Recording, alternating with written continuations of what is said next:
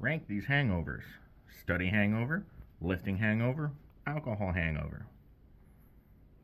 I'm currently lifting hangovered.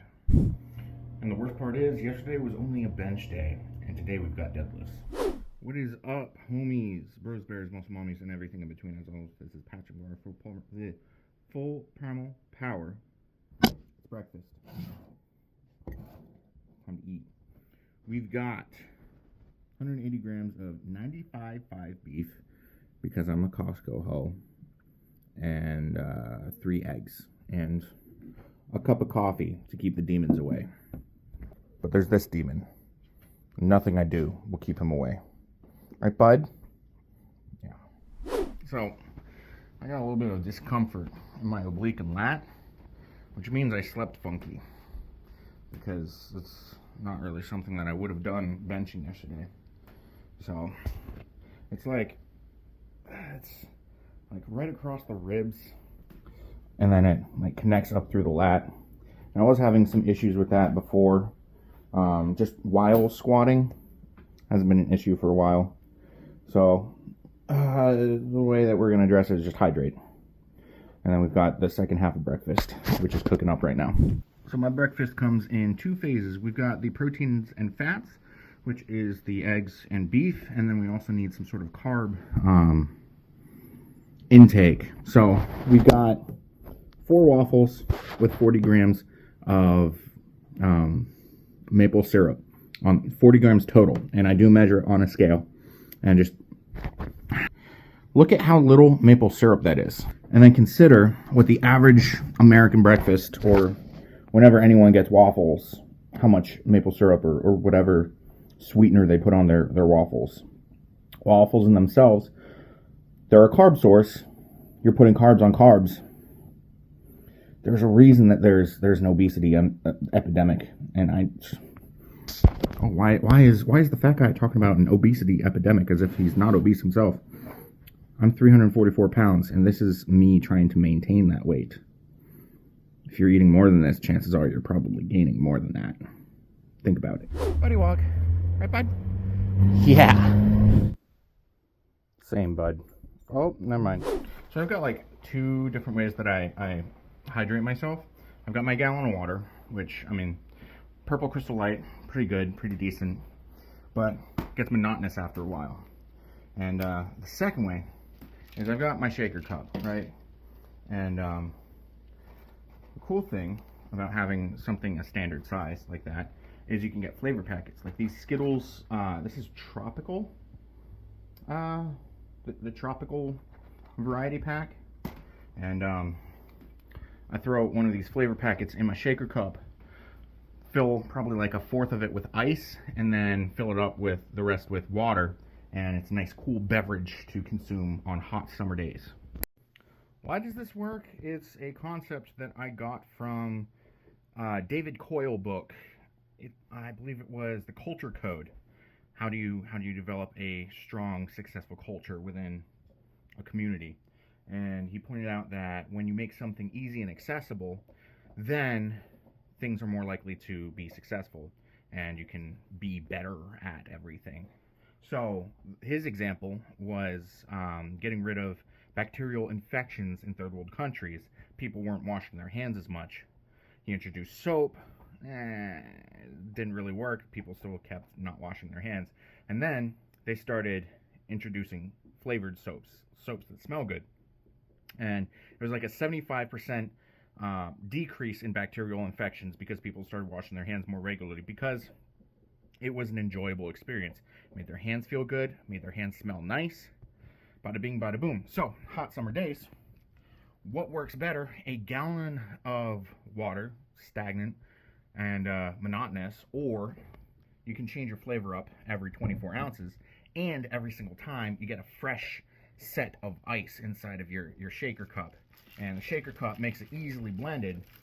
And this is not a sales pitch, but that leads into what I'm doing now, because it is, now that I'm free from being a free Uber for my roommate, because I forced her to get a car. Force is not an accurate word. I used my credit to allow her to get a car within her price range.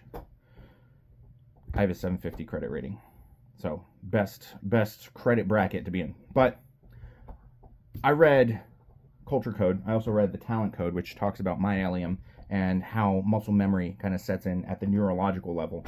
And when I read books, reading books is one of my passions. This is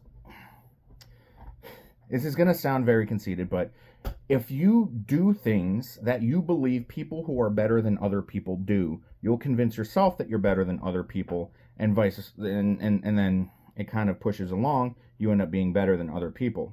It's like fake it till you make it, except, well, you are faking it until you actually do become better than other people. So I constantly mention in these videos that I listen to audiobooks. I have an audiobook addiction, crippling audiobook addiction. I have over 200 hours worth of audiobooks just sitting there, and it's probably going to last me 2, maybe 3 months, because a lot of it's The Wandering Inn, which is 12 times the length of the Lord of the Rings trilogy, and it's 12 books long. I listen to a lot of audiobooks, and I split things that neurologically, or like in your brain, listening to audiobooks activates the same kind of brain matter that reading physical books does. And right now, I'm in my post-walk stage where I have time and I'm going to do some work, but I like to initiate the creative juices by reading something, physically something, because reading speed is also a skill set that you have to develop. Now, I'm reading 5 books right now.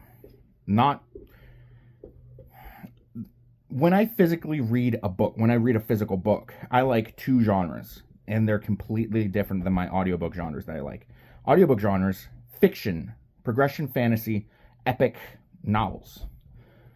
When I read physical books, I like 2 genres, and that is nonfiction. This is called The Swerve: How the Renaissance Began, talking about pretty much the things that led to the development of the Renaissance.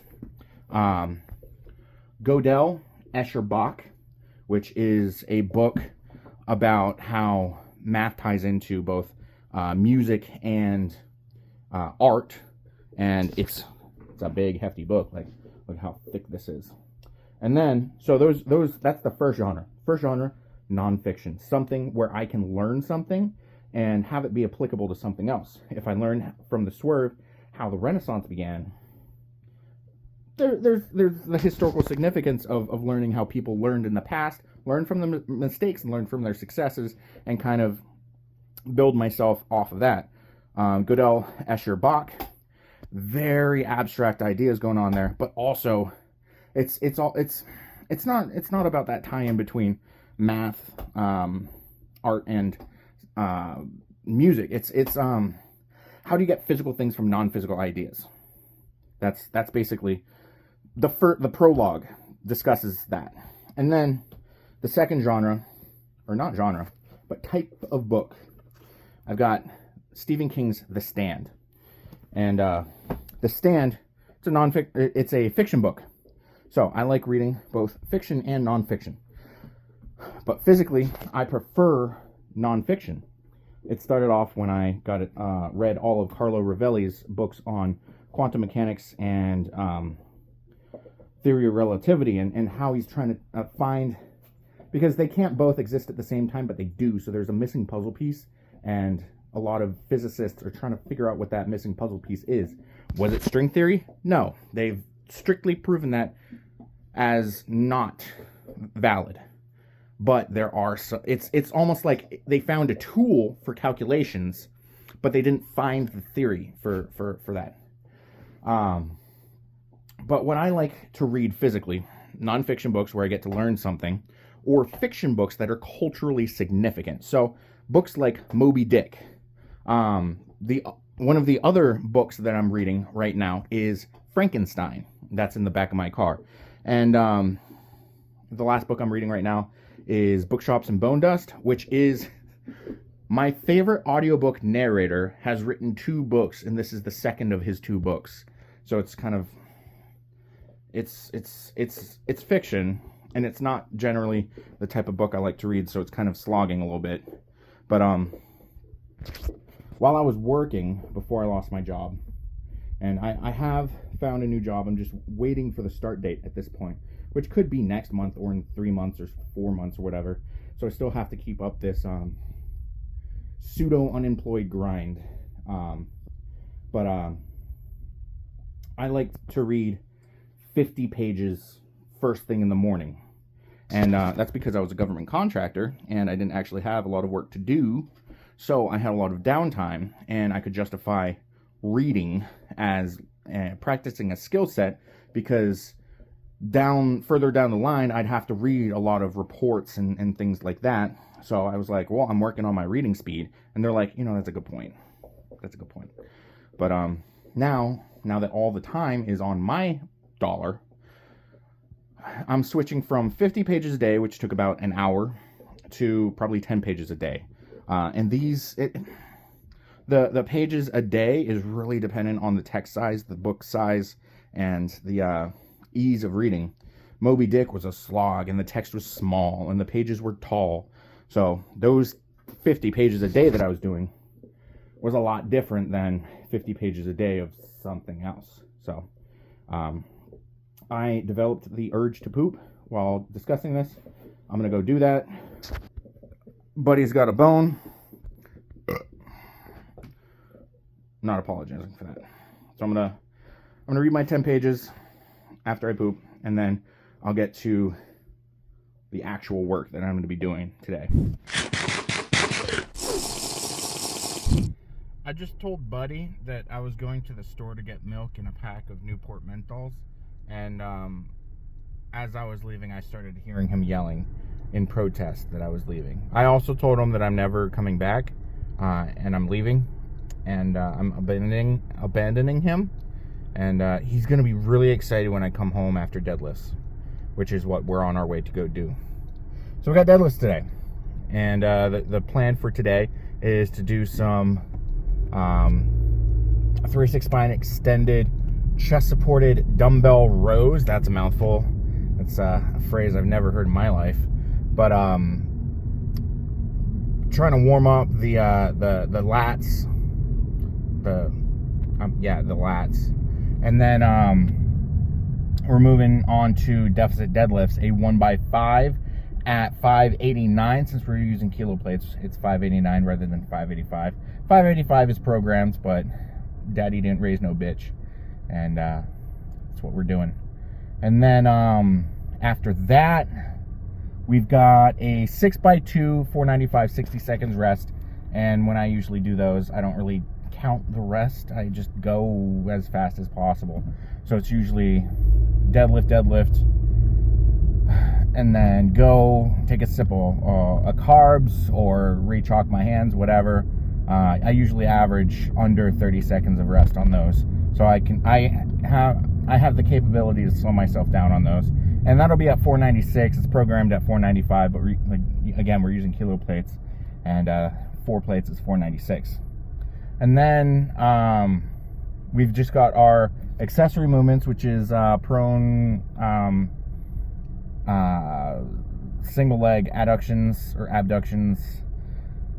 Adductions, if I slur the word enough, it'll be correct. Supersetted with heel elevated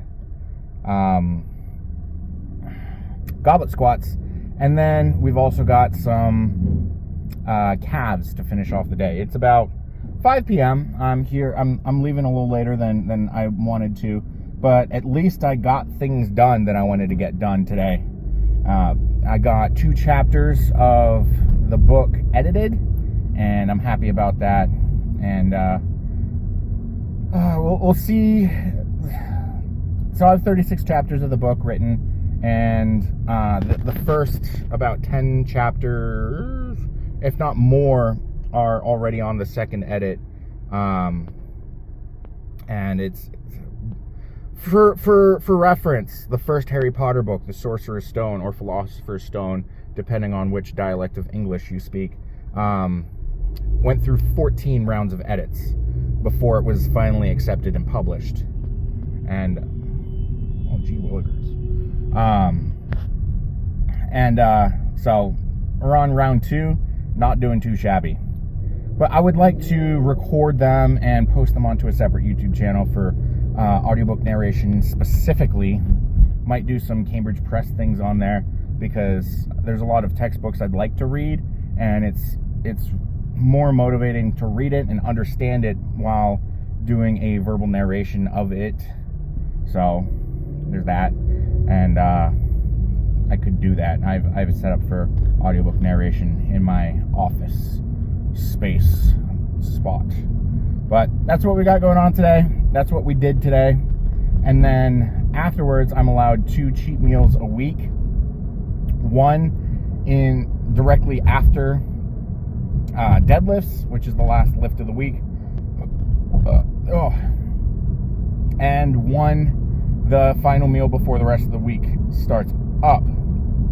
We're deadlifting today, so that's what we're gonna be doing. We're deadlifting, and then we're probably gonna get Domino's, which I have a moment of silence for my toilet bowl because I'll be repainting it with my asshole. There's not good food around me. Like, I thought about moving to Vegas for lifting's sake, but like, let's be honest, it's probably more for the food's sake. And like, I like New Hampshire. We get seasons.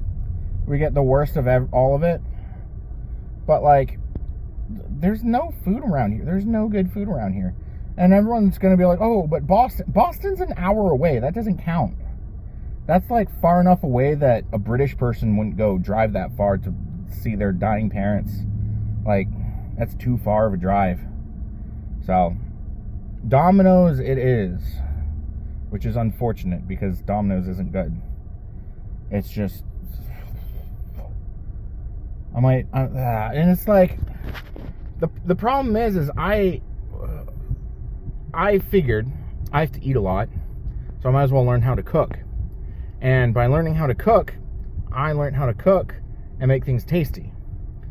And the problem with that is a lot of places cut a lot of corners because it's New Hampshire. Who actually cares about how food tastes here? So every single Italian restaurant puts way too much basil in everything, so it tastes minty, and it's like, ugh. So like, I make my own. I'll make my own pasta sauce. I'll make my own lasagna.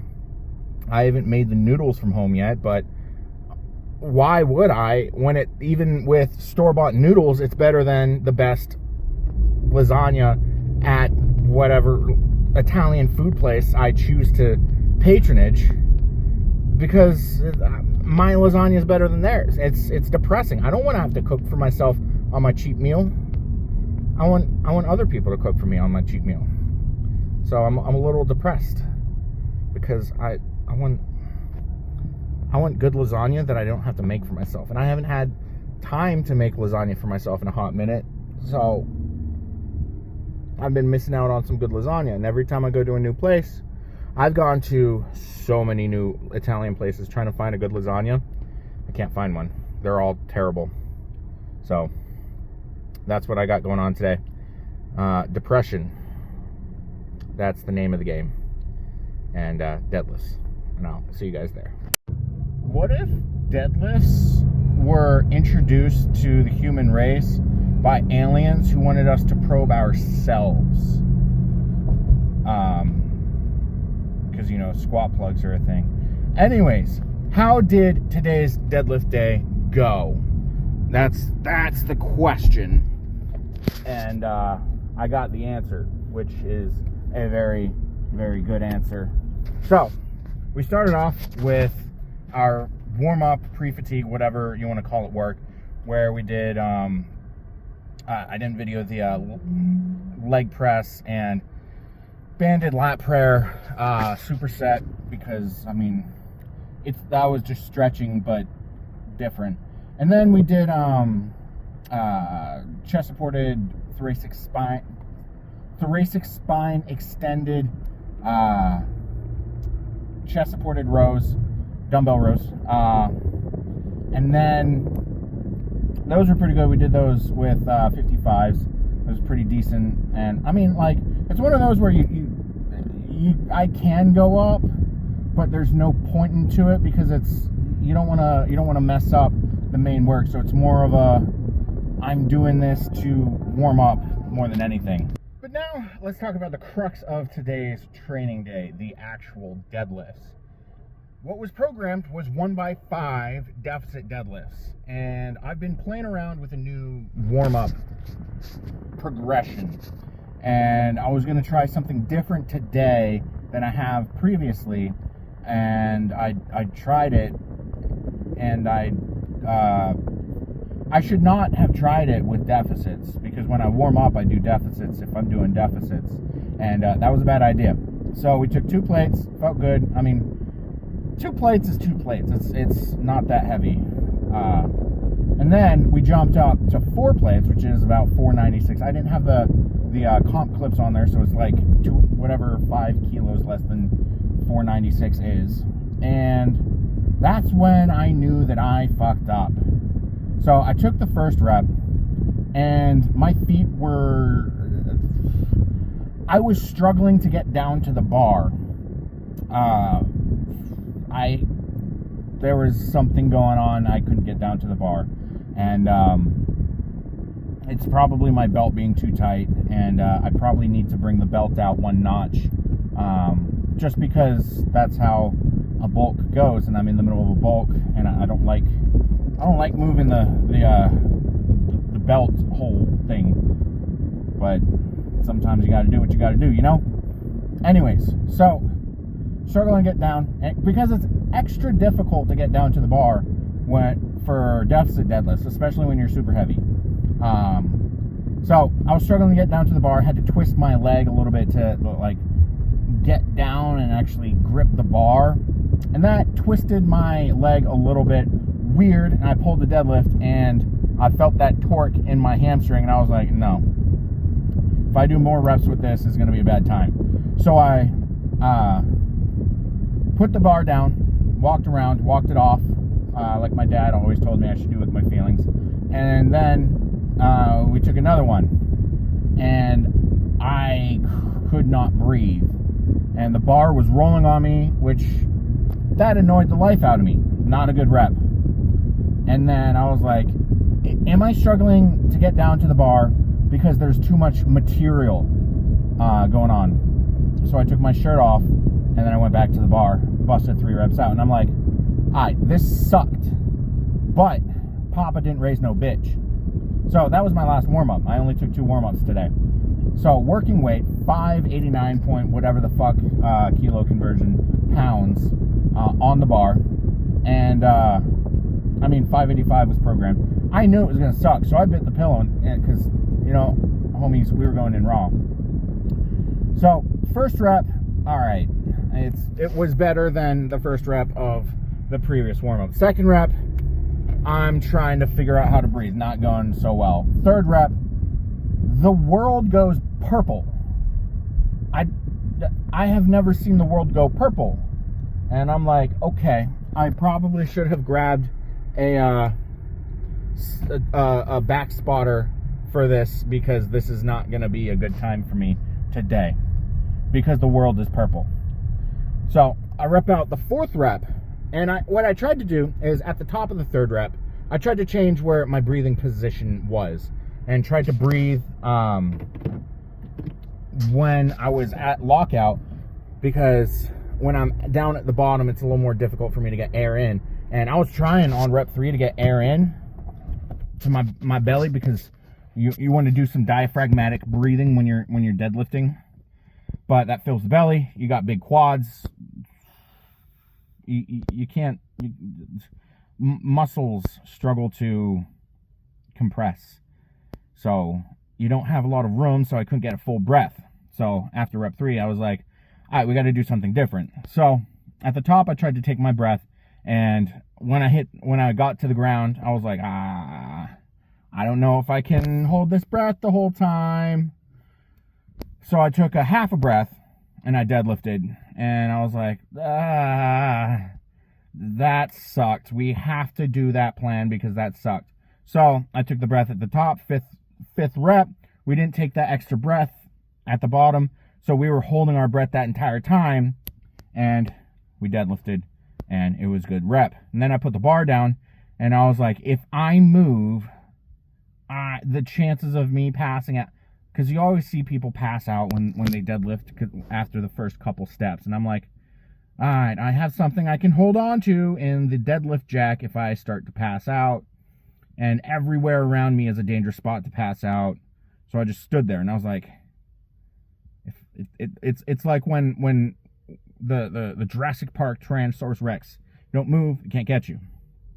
And I didn't pass out. So I was like, okay, deficit deadlifts sucked today. Hopefully regular deadlifts are not going to suck as much. So I put the shirt back on because I felt like it. And so I set up 496 pounds, 6x2, first rep, or first set, and I'm like, oh, this sucks. This sucks. Everything feels awful today. But we bite the pillow. And I mean, we have a mouth guard, so we bite down on that and just let it rail us like a sorority sister on a Friday night frat house train. You know, just take it like a man, like it like a woman. You know. So we got through all 6 sets of that, and probably the best set was the 6th set. We took a little. Usually, so it's 60-second rest. Usually with 60-second rest stuff, I put it down, I take a swig, or I re-chalk my hands, and then I go right back in. That usually averages out to about 30 seconds, and I'm like, yeah. But with how terrible everything was going today, I was like, okay, I'm actually going to take like 45 seconds. And we stuck to that pretty well, with the exception of one rest period, because, you know, lane courtesy. There was a homie deadlifting next to me, pulling 644. He's competing next weekend, and I was like, I don't want to mess him up, so I don't want to be deadlifting while he's deadlifting, because then you get the peripherals going, and it could mess him up. So you don't want to be it's like you don't want to pass by someone who's squatting, because their eyes are going to track you, and their body weight's going to shift a little bit, and you don't want to mess them up like that. So pretty good on that. And then we had the accessories, the prone hip adductions, supersetted with goblet squats, and then finished off with calves. And the calves they're all right. I think I can start increasing the weight on those a little bit, because we're getting, it's like we're not really getting hypoxic with those. We're not getting a really good pump. So it might be time to increase the weight on the calf raises, just for the sake of having stronger calves and bigger calves. And make sure they're not calves, make sure they're cows. Moo, bitches. But anyways, I have to get my plan and shit together, because I have a free meal to eat. It's kind of ironic, because there's a Domino's delivery car right there, and I'm probably gonna get Domino's. Now, pizza at Domino's sucks dick, and like not in a good way. It doesn't like actually suck dick. It's just bad. For foreign viewers, that's a metaphor or a simile. I write books. I should know what the difference between those two are. Metaphor, simile. I know one has like a. I don't know. The only class I ever got B's in was English. I don't English very good. Woo!